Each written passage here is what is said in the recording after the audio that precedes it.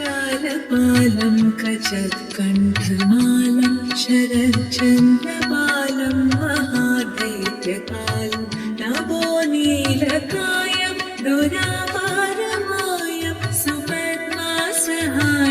भजेऽहं सदाम्भोधिवासं गलत्पुष्पहासं जगत्सन्निवासं शतादित्यभासं गदाचक्रशस्त्रं लसत्पीतवस्त्रं हसच्चारुवक्त्रं भजेऽहं रमाकण्ठहारं श्रुतिव्रात्तसारं जलान्तर्विहारं धराभारहारं चिदानन्दरूपं मनोज्ञस्वरूपं धृतानेकरूपं भजेऽहं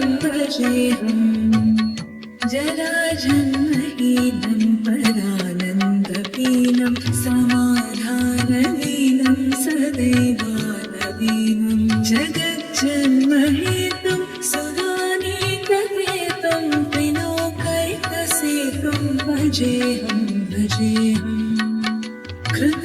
कृताम्नायदानं खदादिशयानं विमुक्तेर्निदानं हरालातिमानं स्वभक्तानुकूलं जगद्रक्षमूलं निरस्तार्थशूलं भजेऽहं समस्तामरीशं त्रिरेफापकेशं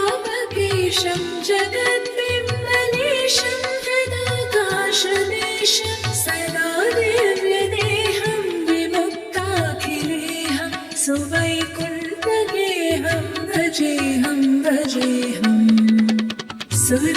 सुरालीबलिष्ठं त्रिलोकीवरिष्ठं गुरूणां गरिष्ठं स्वरूपैकनिष्ठं सदा युद्धधीरं महावीरवीरं महाम्भोगितीरं भजेऽहं